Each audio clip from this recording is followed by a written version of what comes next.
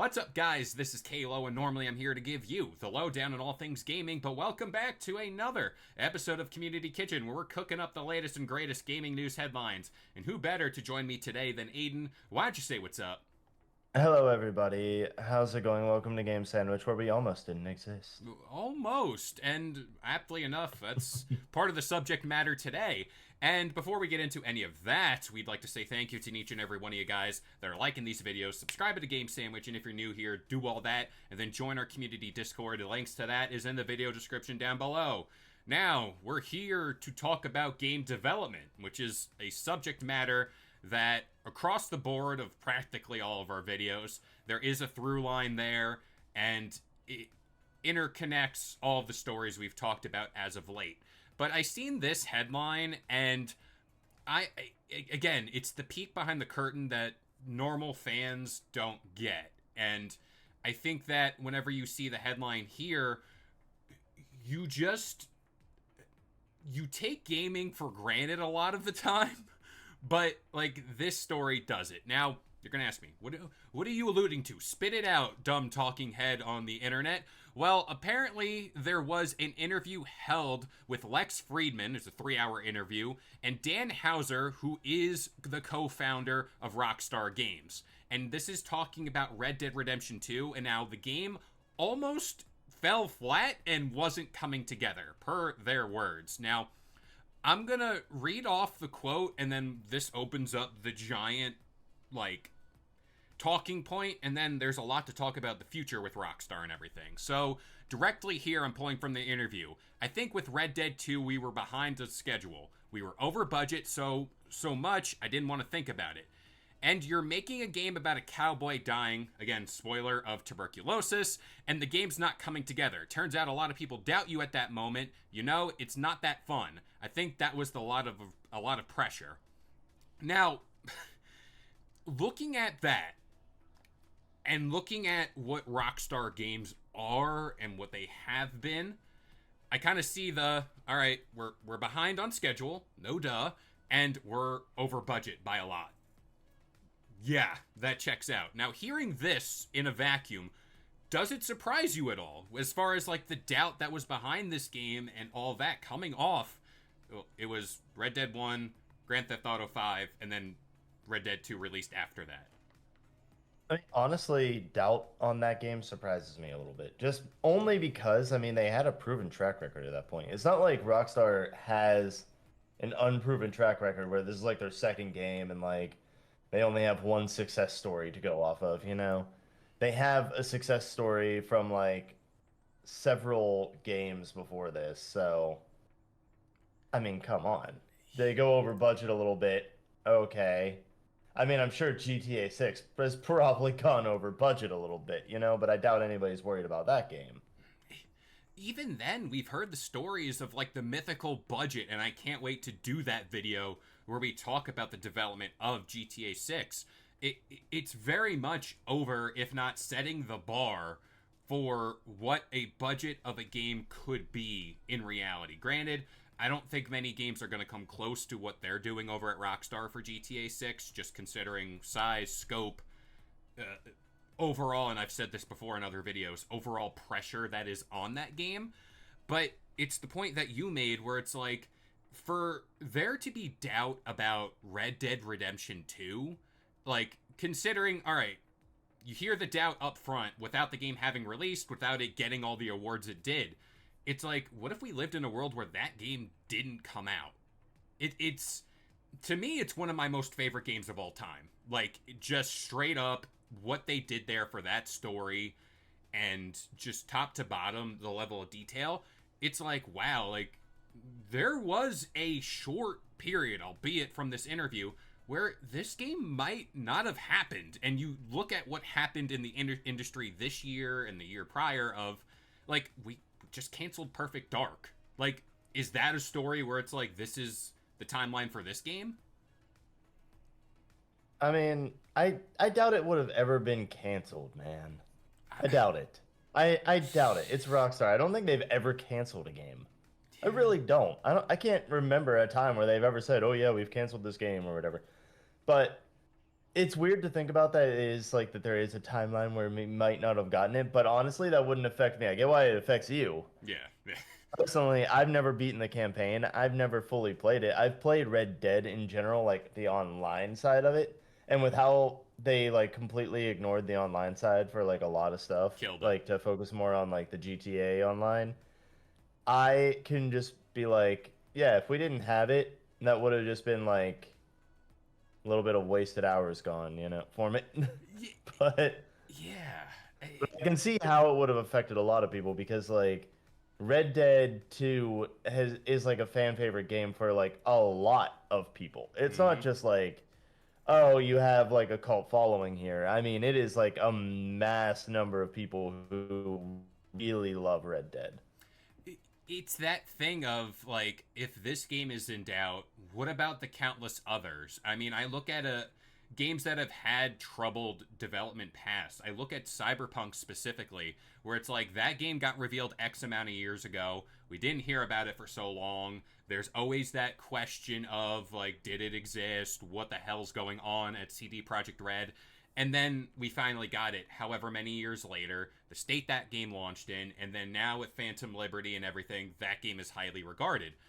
It is again that what if scenario with a lot of games. I mean, currently if I had to pick a game out of a hat that kind of highlights the problems in the game industry, I look at the KOTOR remake where it's like what the like I'm sitting here now not actually knowing if it's still alive. And then I look at Mass Effect with EA and their recent buyout and then the future of that franchise. It's like, what's happening there? Again, these are surefire IP that have been at the top of their game in the gaming industry, well-known games that cast doubt, and it's like that's scary. Like that is, I can get Joe Schmo making a small game having doubt because like you don't know them, but like if Rockstar and if like EA and all them are having doubt about massive like big IP, should tell you a lot about gaming development in general.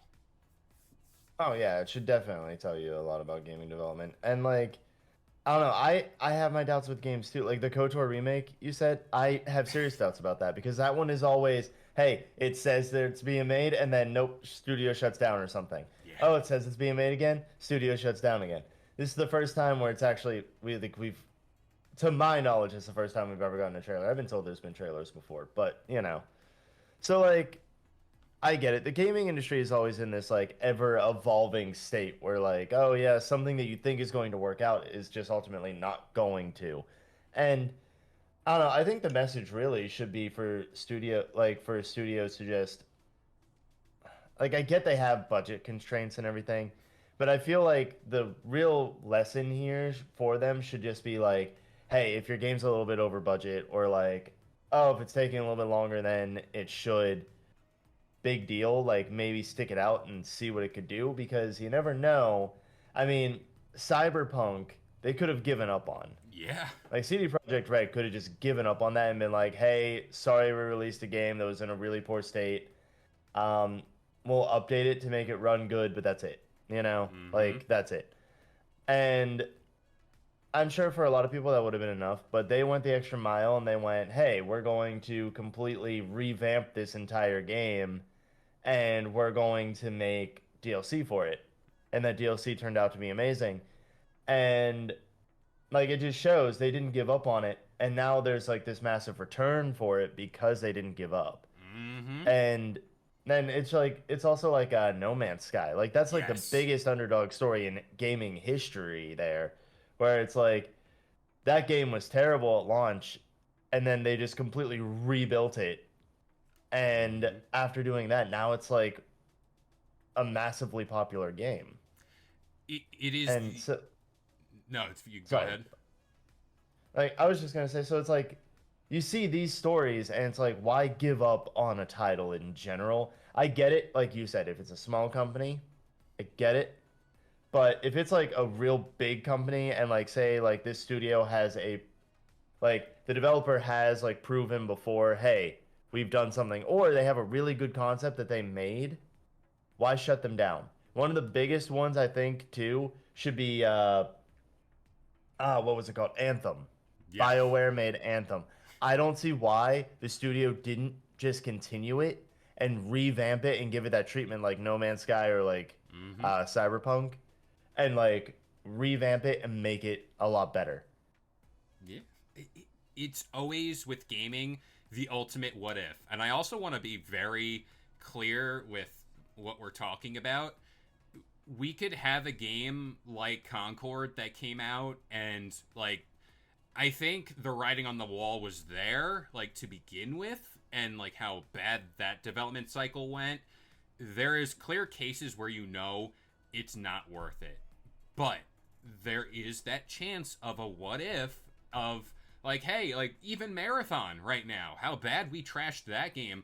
Rumors coming out of those playtests is like, okay, like we're on somewhat of a right path. Does that mean Marathon's going to go on to sell X amount of copies and become a household name? Probably not. But again, it shows you the fine line of you could stick with the game and you can go off to be some legendary status title in the gaming world. But then do you walk down the other path where you do stick it out and then you're just wasting time, resources, effort? And this is where I bring in the GTA 6 of it all. Do I think this game is going to fail? There is a world where I say absolutely not. There's no way this game could fail. But then again, there is always two sides of the coin where it could release and there could be a litany of problems. And this is again where the talk of going over budget, having that, I wish I can find the story that gave the projected number of like X amount of dollars, where it's like you spent that much money and this is what we got. Like it's crazy to think about of all the what ifs, all of the canceled games, and like again, this is just gaming development and I hate the fact that we're there for it. Like this is where we're at, mainly because this is something they still control. Does a game need a $1.2 billion budget? Probably not. Like there's no logical explanation why that should happen. But that's where we're at. And Rockstar games, Rockstar developed games, and let's just say, like, for example, the next Call of Duty, they're in two different stratospheres where it's like Rockstar is going for something grand, no pun intended, but like something well beyond what defines gaming. Where like Black Ops 7, FPS game, fast paced shooter, you know what you're getting there. It's almost like with every Rockstar game, it transforms the medium. It's transformative. That is what we're dealing with here. And again, like I cannot wait to do that video where it's like the development of GTA 6 and the budget actually spent there versus rumored numbers. It's crazy. I mean, it's gonna be crazy. It really will, especially because I was just looking at the what the budget estimated for GTA 6 is and what the budget for GTA 5 was. GTA 5, the budget was 265 million. Yeah. So translate that to GTA 6, where like the estimated budget is between 1 and 2 billion. So like that's like 5 times more than the budget for GTA 5. And I get it. Like I do get part of it as like costs have gone up for Yeah. everything. So of course like the budget's going to be increased because like even if you were to make GTA 5 nowadays, it'd be more than 265 million. But like the $1 billion budget here is insane, especially if it hits 2 billion. Yeah. My Which God. it probably will. I mean, you factor in like licensing for songs on the radio, you factor in how good that game looks, and then like the online portion of it, which is essentially what I think doubles the price of that game, where it's like if it just released with single player, you're looking at the lower end of that. But now you're essentially making two games at once, where it's like the online ecosystem that's going to thrive for like 15 years going forward. That's their moneymaker, so they're going to throw a lot of money at it because they know day one there's going to be the people that buy the shark cards and then the this and the that. Yeah, So yeah. it's like you, as a developer now, you take that calculated risk where it's like, we know off the success of GTA 5, there's going to be X amount of people that spend X amount. So it's like, okay, we can afford to like push the envelope here a little bit and overdo it in a sense where it's like, okay, now what if there is a problem? Like, what if there is? And I'm not saying it like I'm rooting for it to happen. Lord, I want GTA 6 to be the game that brings gaming back to that state where it's like, wow, like this is going across, like this is making news waves in the actual news, like you'll see on CBS or Fox or whatever. That's what I want it to be, like a watershed moment in gaming, which I do think it's going to be. But again, with that hype, those expectations, the money, there's a lot riding on it. And just, again, this story to kind of encapsulate this all, to see that Red Dead had the doubt, how many people at Rockstar are sweating the GTA 6 release? That's what I want to know. Now, my big question is like, do you think that there's going to be a Red Dead 3 ever? Or do you think that they're just done with that? Do you think that it's No. like only going to be focused on GTA from now on?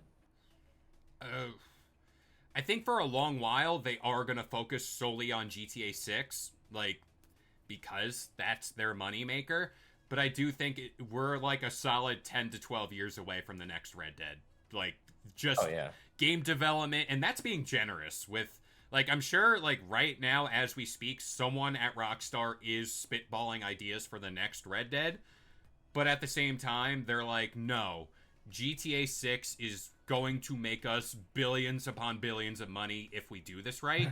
So they're like, hey, whoever's going to be the main protagonist for Red Dead 3, you're going to have to wait. You're going to have to chill. Like, we'll see you on the, like, not this, as a timeline, not this next generation of Xbox and PlayStation, but, like, whenever we're talking about, like, the PlayStation 7 and, like, if Xbox is around, you know, like, that generation. Oh yeah. I mean, it's going to be a long, long time for sure. But I don't know. I just feel like if they had doubts about Red Dead 2, then that would probably be amplified in Red Dead 3, and so they probably wouldn't make Red Dead 3 and fall back to like more of the safety net that is the GTA series. Oh yeah, you can't help it. Like that is what you do. Also, real quick for Rockstar, Red Dead 2, I think you should have done, or if you're still holding on to that game, should have done Undead Nightmare, another DLC for that game, and please give us DLC for Grand Theft Auto 6's story. Granted, I've not even touched that game, let alone Steam gameplay. But, like, whenever I look at GTA 4 and it did, like, the Ballad of Gay Tony, Lost in the Damned, those were freaking bangers. Like, give us more of that, please. Now, all I ask for is just DLC for the online, like DLC that's more, just more and more heists, like in Yeah, GTA 5, because like I really love the heist, but give me single player heists, because I can't always get the group together. it never works. It's always chaos when that happens. But any final thoughts here for this video? No, no. I just want to know, like, people, what do you think? Do you think there's going to be a Red Dead 3? I want to know It personally. has to happen. If It has to. you think that there will be, and if you've made it Please. this far, you know, we appreciate you for that. Yeah, hearts all around. And, you know, I, I'm hoping Red Dead 3 happens. I just don't know what it's going to be, what it's going to do. You know, plot stuff. I'm not going to worry about it right now. But what I am going to worry about is you guys dropping a like on this video, subscribing to Game Sandwich for more content just like this. Again, join our community Discord. Links in the video description down below. But as of right now, I've been Kalo, joined by Aiden, and we'll see you guys next time. No, the budget's run out. If you enjoyed today's video and want more content just like this, consider subscribing to Game Sandwich for all your news, rumors, and reviews. And we'll see you guys next time.